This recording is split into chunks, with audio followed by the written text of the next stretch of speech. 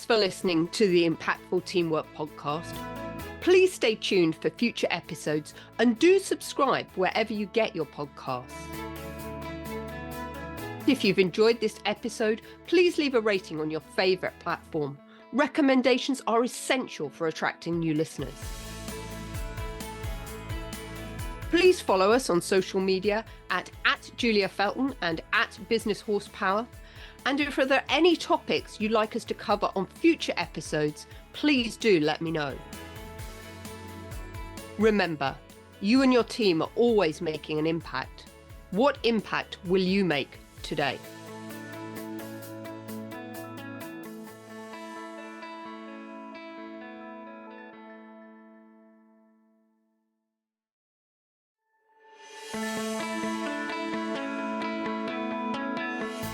Teamwork isn't just nice to have in business, it's the undisputed competitive advantage.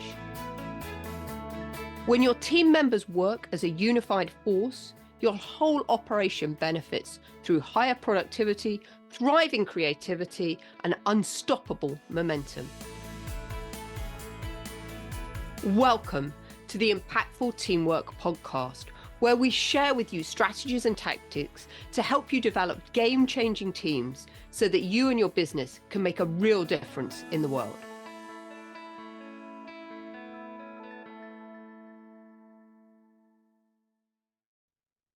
In a world full of noise, the leaders that stand out are the ones who truly listen. Not just to respond, but to understand. Welcome to this week's edition of Impactful Teamwork. My name's Julia Felton, and I'm going to be your host and guide for the next 20 minutes while we dig into the fascinating topic of noticing and listening. And these are really forgotten skills, I believe, of conscious leaders, because we live in an environment that is incredibly busy. I think we can all agree that. And actually, in this really frenetic, busy environment in which we live, I think the best gift that we can give anyone, our team members, our colleagues, our clients, our family, is our time and attention. So that's the topic that I want to delve in today, about noticing, listening, and paying attention. So how do we cultivate this level of paying attention and noticing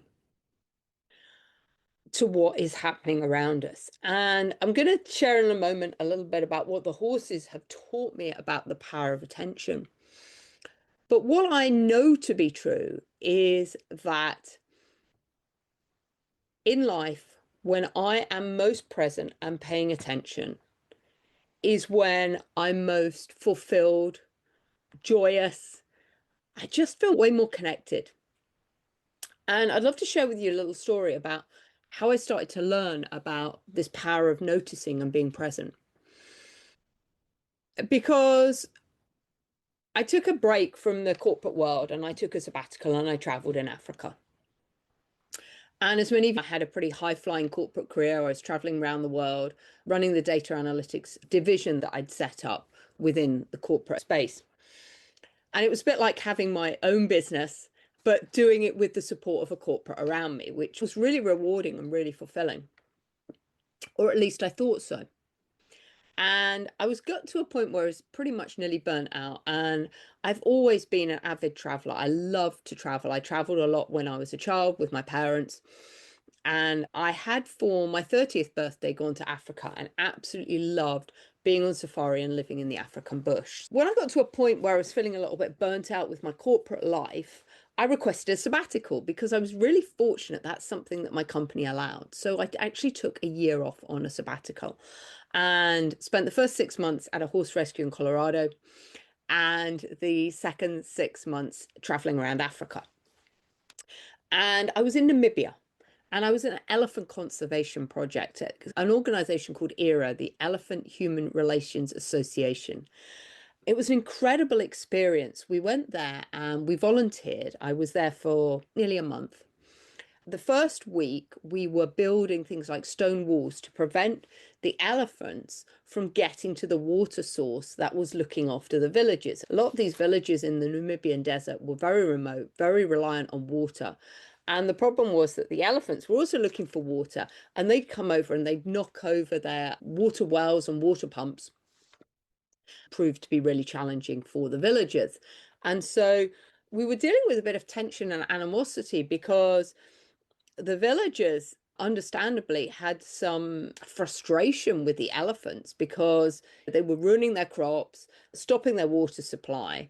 So we were trying to find a way to balance that tension. So one of the things that we did was went to go and build these dry stone walls around the water pumps to keep them safe. So that's what we were doing for 1 week. And then the following week, we'd actually go out on elephant safari and we'd go and find the elephants and we were tracking them and everything that was happening. And so one night we're sitting around the campfire and I'm chatting with my colleagues, and somebody asked a question and they said, "Who's been swimming with dolphins?" And I quickly put up my hand and said, I had, because I had been for my friend's 30th birthday. I had been to Mexico and we'd been swimming with dolphins. And then somebody asked you a question, and the question the person asked me was, "Julia, tell me about the experience. What was it like?" And in that moment, I was absolutely floored. Because apart from knowing that I've been swimming with dolphins for my friend's 30th birthday, I have no other recollection of the experience. I don't remember what happened. I don't remember where in Mexico we were, how many dolphins there were. I don't remember how I felt, whether I was excited, how I experienced it. I just don't remember. What I realized was that I was going through life ticking things off a bucket list, things to do. And I wasn't really very present to what was happening. I was participating, but because I was never in the moment, I was always worried about what was happening at work, either in the future or what had happened in the past. I was never really present in the moment. I wasn't never really paying attention to what was going on around me. And so I made a few decisions once I'd had this massive insight. And as some of you might know, I ended up going to live in the African bush for about 3 to 4 months because I figured, how do I learn to get present and grounded and live in the moment? I need to be in an environment where my safety is my number one priority, right? And if I'm living in the African bush, I could be some lion's dinner if I'm not paying attention to what's going on. So I went and did that. But what's so interesting is that the horses are masters at paying attention. Because as prey animals, if they don't pay attention to their surroundings and what's going on, then they will end up as some lion's dinner. So the horses have become masters about teaching me about this power of attention and noticing and how important that is. And so this is what I wanted to share with you today. Because most of the clients I work with and many of the people I talk to are really not paying attention to what's going on around them.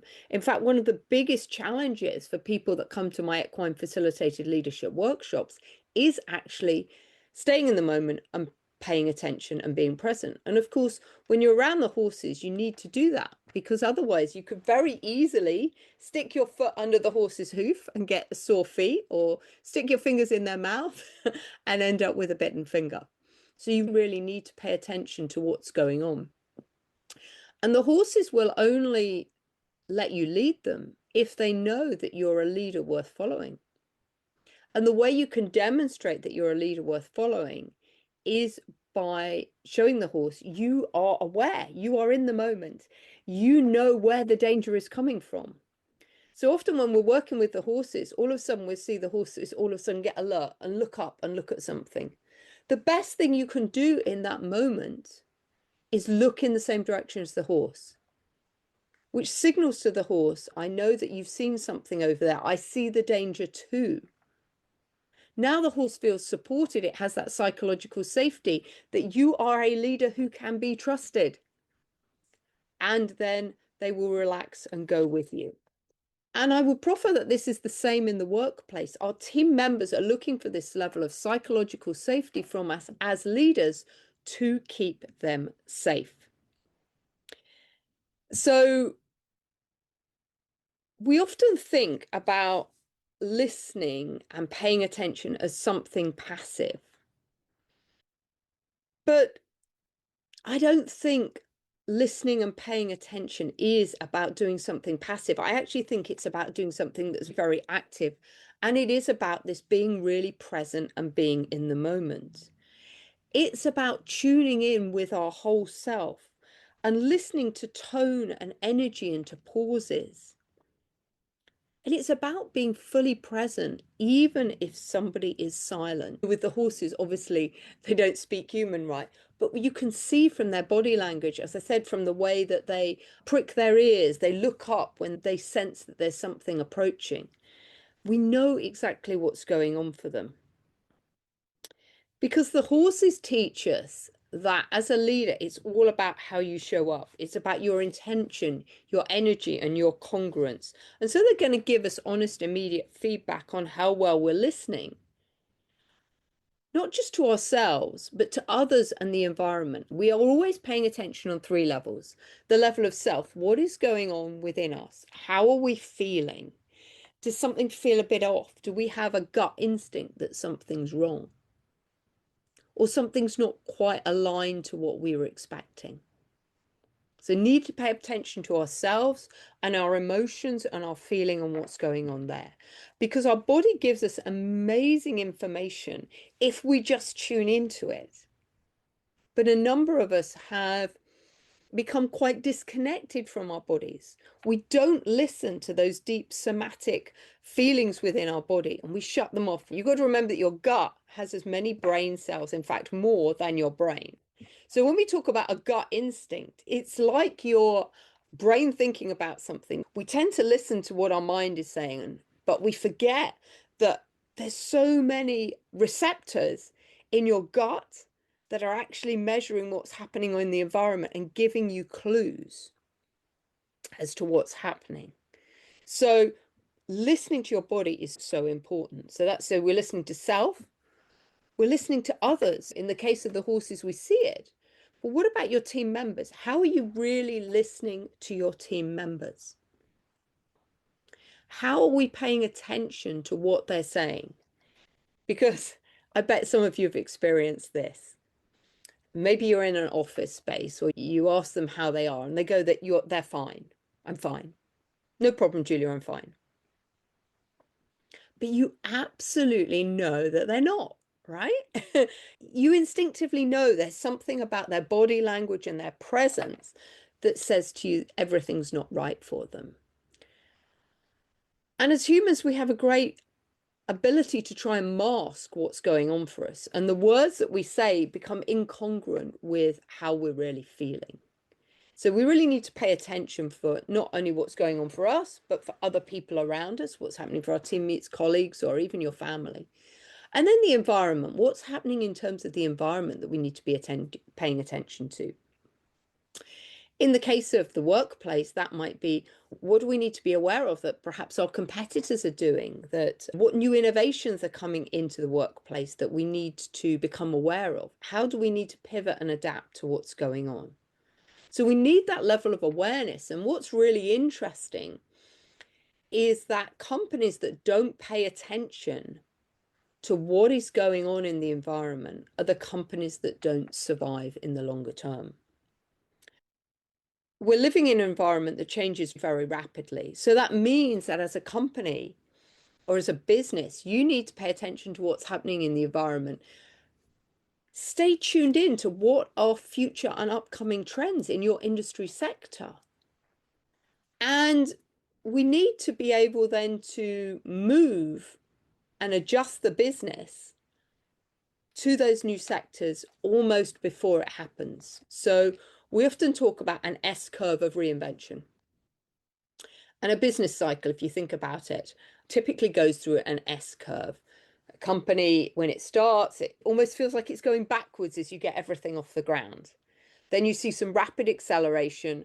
And then if you don't get into product extensions and innovations, the business will eventually curtail. But what we know to be true from all the research that we're doing at the Reinvention Academy is that you actually need to reinvent before you get to the top of the S curve, before you get to a mature cycle, so that you can move to the next S curve going forward.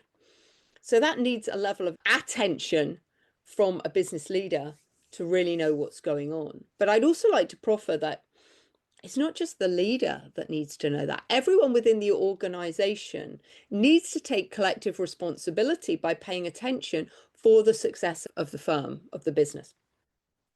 And when we look at a herd of horses, one of the things that they do is that they have what we call the diamond model of leadership. And attention is at the top of the diamond. This is where the focus goes. This is how the herd knows where to go for food and water. But what's important is that everyone within the herd is charged with paying attention. And the sentinels on the sides of the diamonds, when they see the danger, they step in and become the leader and take the herd to safety. So there is a collective responsibility for paying attention for the safety of the herd.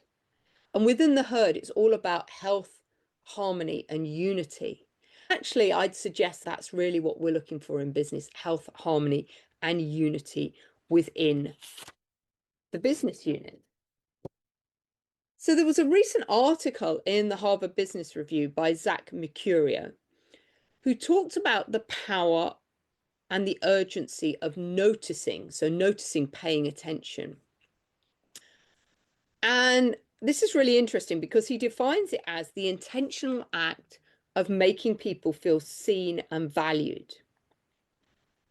And I think this is a really important point in business today, where we have high levels of disengagement within the workplace and team members feel invisible. Actually making people feel valued and seen can absolutely transform things. This really makes me think of something that I've experienced in the last few weeks. As some of you will know, I sometimes run some restaurants at racecourses and utilize some of my leadership skills from my catering career. One of the reasons I love to do this is because it's a little bit, I see it like a live learning lab. I get out to actually go and practice and work with teams, because one of the dangers of being a consultant is that I'm not live and on the cutting edge of what's going on. So I use these experiences to stay up to date and put into practice some of the latest leadership and teamwork thinking. And in this large restaurant that I run,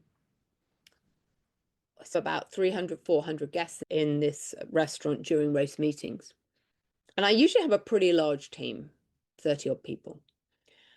And usually we're very fortunate in that I have some people that can work more back of house and can actually do a lot of the jobs that are absolutely critical to enable the waiters and waitresses to serve the customers. So in other words, the people in back of house do jobs that we call like polishing cutlery. So once all the cutlery is being washed throughout service, I have people back of house and their job is simply to polish it. One of the last meet that we had, I didn't have any people back of house. And it was very interesting because at the end of service, even though I had briefed the waiters and waitresses that throughout the day they would need to polish cutlery in order that we had the resources in order to be able to lay up the tables and we had the equipment. Very few of them did that. So the result was we got to the end of the night and none of the cutlery was polished.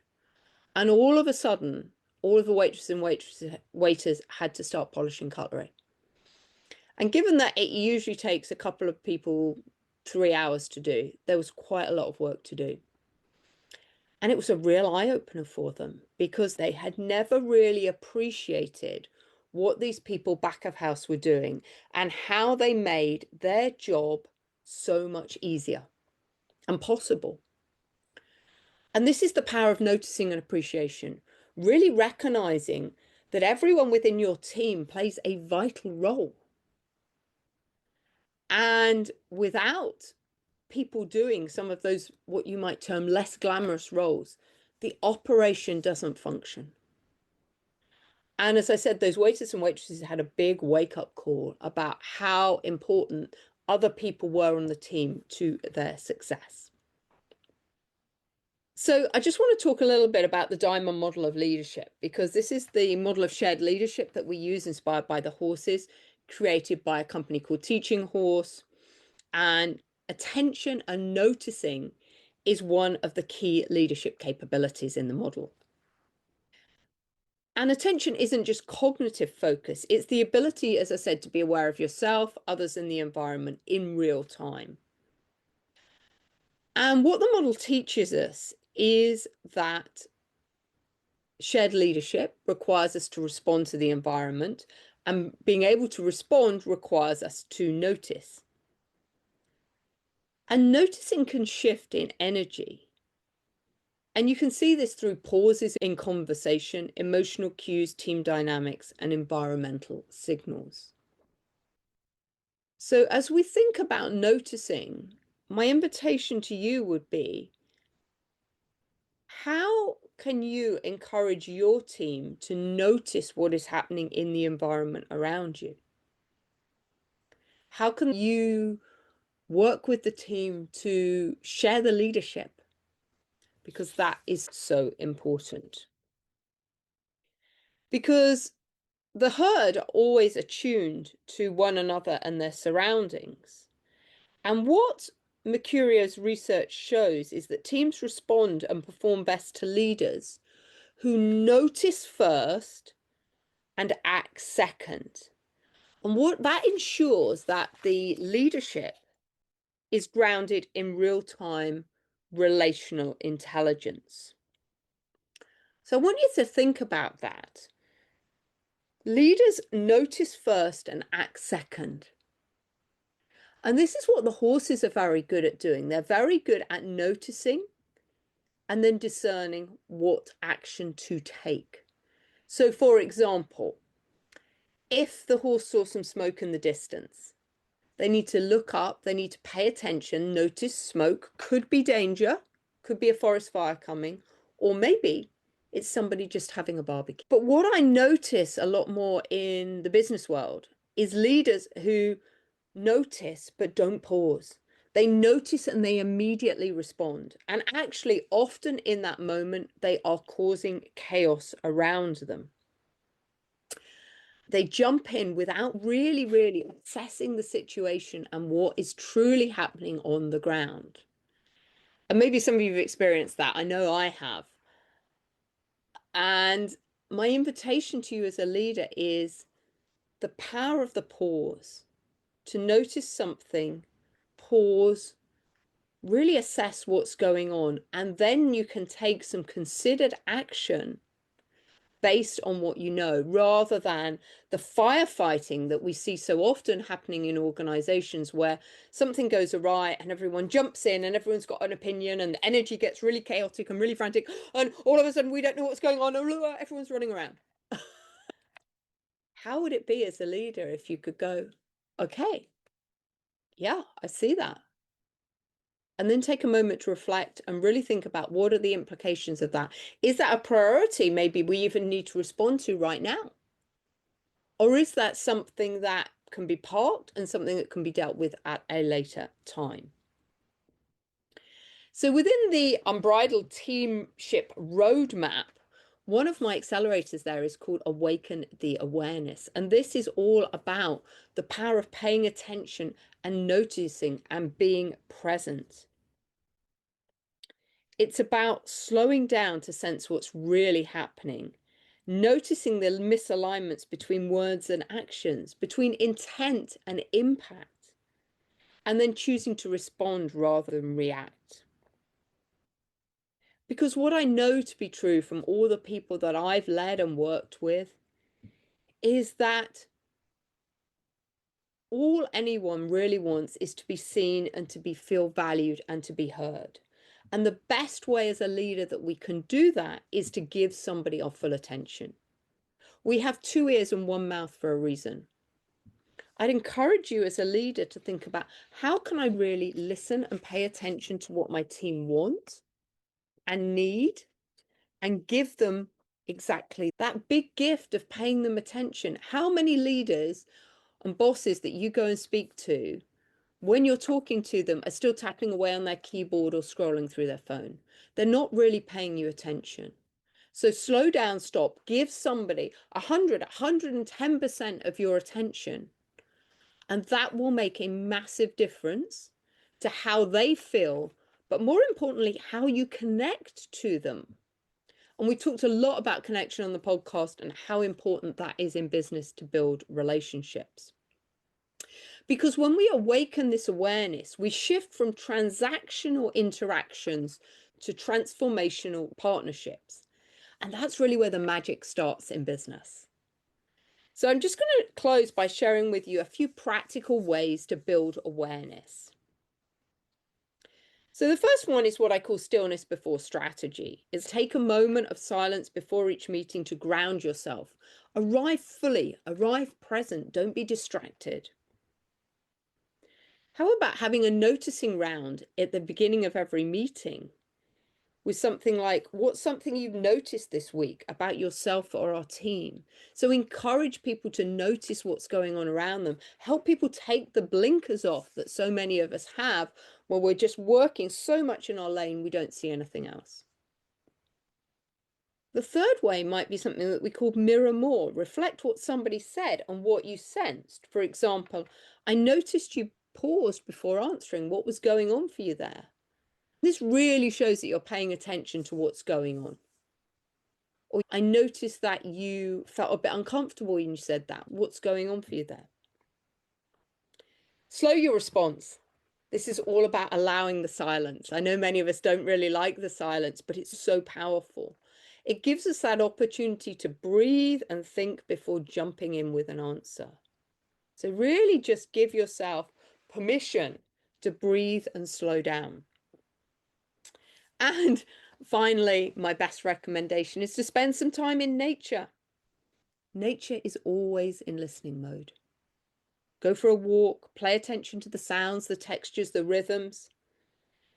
The more you practice, the more you notice what is going on around you.